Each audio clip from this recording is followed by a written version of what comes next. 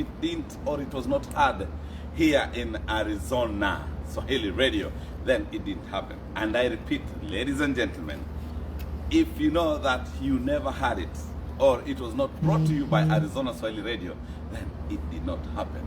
So today, ladies and gentlemen, I'm having one of the greatest artists from Cameroon doing one of the biggest sound. He will tell us the name of the sound. He's a vocalist.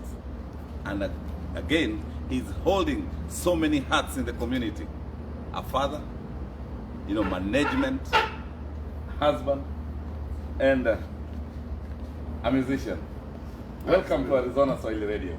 Thank you, Arizona Swahili Radio, and it's such a pleasure to be here. Yes. To do this with you. Thank you very much. I'm so proud of myself, in fact, meeting you. Absolutely. One of the greatest artists and musicians in Africa. Thank you so much. Thank you so much. When we talk about music, so many of us think of music just to be, going to the studio, recording, and just having the producer, and that's music. But yesterday I was so overwhelmed to hear some sound, to hear you talking to even the young kids. First of all, introduce yourself. Let my viewers and our viewers from both Cameroon, Kenya, East Africa, Central Africa, and South Africa who are watching understand whom I am with today on this platform. Family, my name is Richard Kings. I'm a certified project manager and a musician. I've got two passions, so it means I got two kids. And these two kids, I hold them greatly in my heart. I come from Cameroon originally, from the northwest region of Cameroon, from Kumbo, from a town called Kumbo, and I'm part of the Sok clan, which is a Tika clan like all of us do. And yes, that is who I am. I'm a free soul, and I'm also that kind of person who infotains and edutains. That's exactly who I am. Yes. Infotains, meaning informative entertainment. Exactly. And the other one you said is? Edutain. Edutain. Educative entertainment. Oh my God. Exactly. Wow. Exactly. Yeah? That is it. And yeah. And yesterday it was an amazing encounter. Yes. There is one drum beat throughout sub-Saharan Africa. Yeah. Boom. Boom. We have a rhythm. Yes. And that rhythm is what we're trying to transmit. We're trying to transcend our unity. We want to transcend those two spiritual visuals into another visual. We're looking for abstractions now. We're looking for Africa's identity in the deeps of the Nile, up in Kilimanjaro, in the nooks and crannies of everything that connects us. We're looking for that rhythm, and I'm in that journey. Now, I know we understand. So, for people who don't know Richard Kings, so when did you start music? Let's start from there. Absolutely, I started music in the local Baptist church in my community. That local Baptist church was in Kumbo, and the Children's New Life Club was where you could go into and sing songs and clap. And eventually, before that, this is genealogy, because my mom sings better than I do. Oh yeah? So, singing in the Children's New Life Club, mom got to discover and say, oh, he got my gift. And then my mother now was that mentor, encouraging me to sing from the Children's New Life Club into the choir of the church, from the choir into secondary school where we could start a cappella groups. Oh yeah. And sing in a cappella groups, and eventually go to university and keep on with the a cappella groups. Wow. And after the university, now you say, okay, I can sing a song all by myself. Yes. And as it goes, yeah, little by little, it became. So the type of music you're doing, does it have a name? It's soul. It's soul. It comes from my soul. It reverberates within that rhythm that we have in sub-Saharan Africa. Yes. It is from our food, it is our dressing, it is our languages. Oh yeah. It is every rhythm that connects us. You gave me a challenge yesterday. When I came to you guys and for the BFU Arizona chapter. Exactly. I was so challenged that I came there, with jeans and a sweater, a pull neck. Then I sat here. They don't call it pull neck. Here they Yeah. call it turtleneck. Turtleneck, yeah. Back in Africa, people call it pull neck, but here they call it turtleneck. Turtleneck, yeah. So yesterday, when I was looking at you guys, when I was looking at how you guys were handling the culture, the Cameroonian culture, I was so happy. And furthermore, what made me so pleased with it is that when you were singing, and then it got to a point whereby you decided to talk to the elders, and then you talked to the women, you talked to the children, whereby we are going to talk much about women somehow and the children. Most of our children, or most of our parents here in the United States from Africa, they come and they forget the history of the land.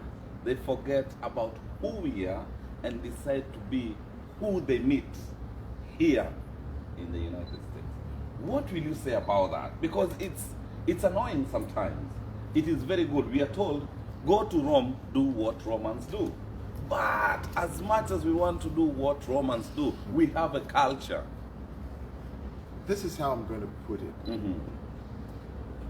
The people who transcend the spirits, our ancestors, through which all of this knowledge has been transcended over the centuries, are the spirits that are guiding us, as diverse and as inclusive as we are.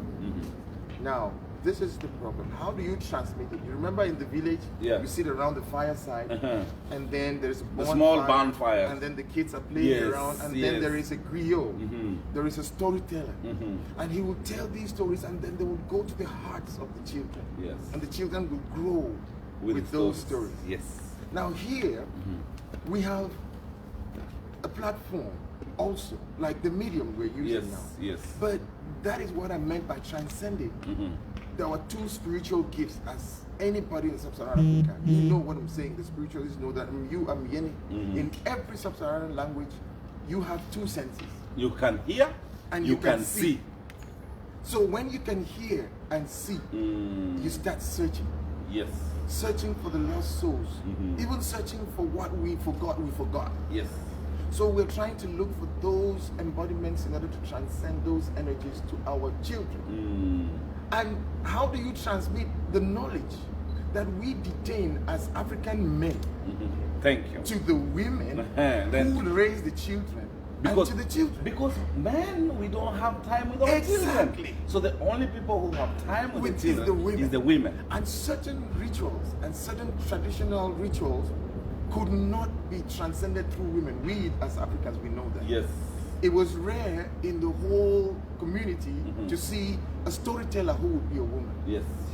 I know in South Africa you have the Sangomas. I know in my village we have the Shushays, the people who transcend that energy.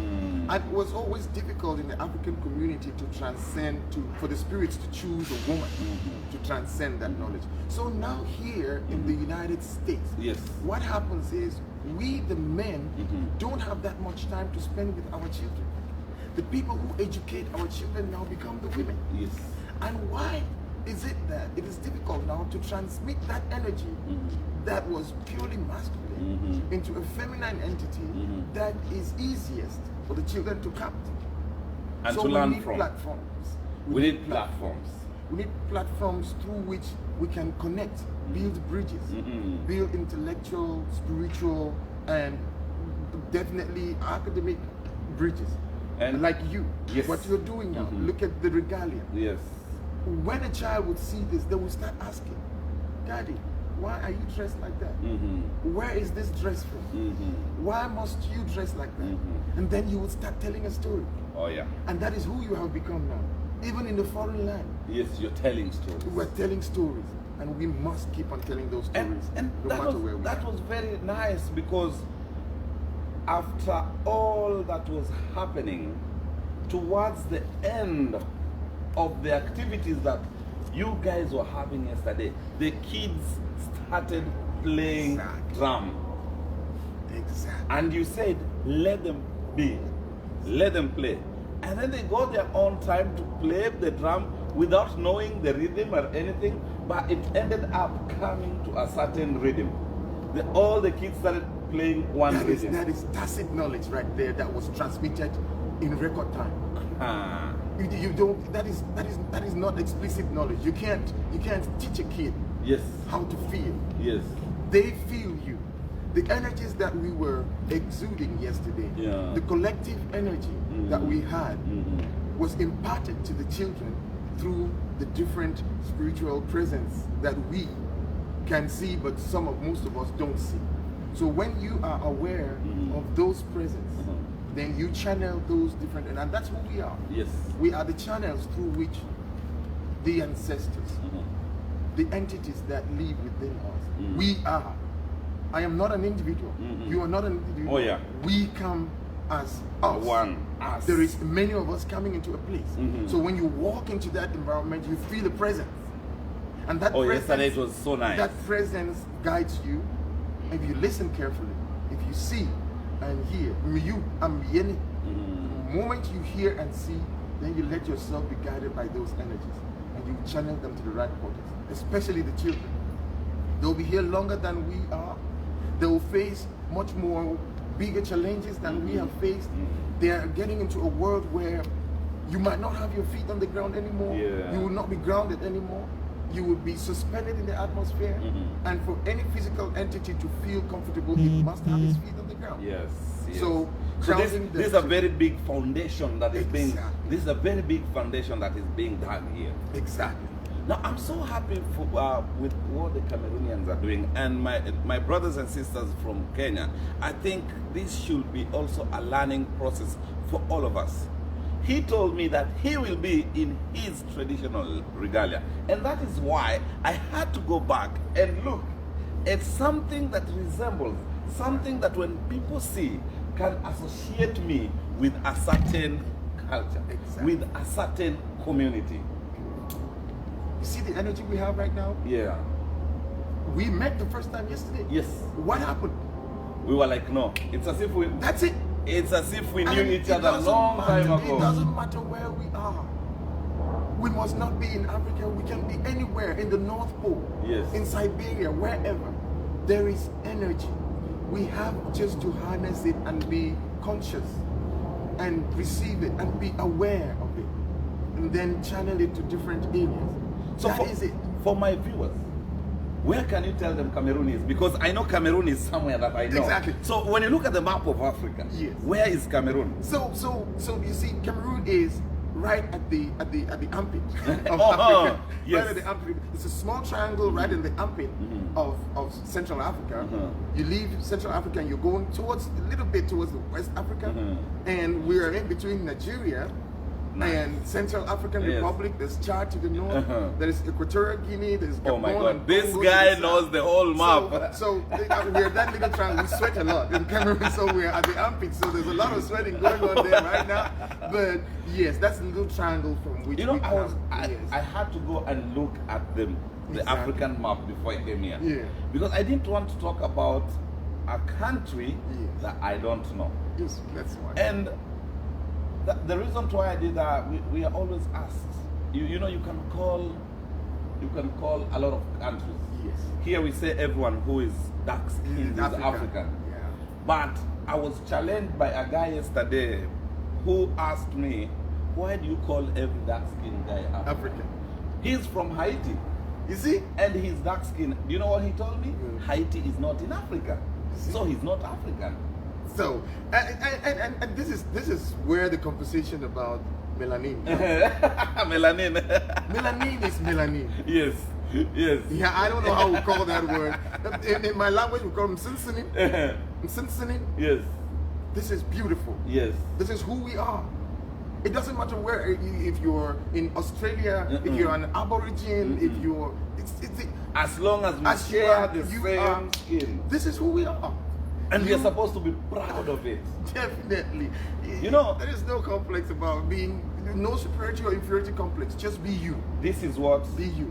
You know, in my country, there's a lot of tribal, tribal fights. Especially right now that we are coming to election, there's so much of we understand. In my country, we have like 5 big tribes. that are known to be. You see, in Rwanda, there was only two tribes, which were the Hutus and the Tutsis. But in my country, we have like 5 main. We talk about Luo, which is where I come from. We talk about Kikuyu, which is where it's one of the biggest. The president currently is from Kikuyu. We talk about the guys who are from Kalenjin. You see, Kalenjins, and then we talk about the Kambas. Now the eastern part of Kenya, and then we talk about the coastarians, where now the coast, sometimes they say that coast is not part of our country, it's an island. Those are only 5. You know what? I'm not cutting you. In Cameroon, we have 250. No, you Oh, you bet. No, now I'm coming there. So these 5 are the main. Like the face, when you talk about Maasai, this regalia from the Maasai community. Awesome, beautiful. These are warriors.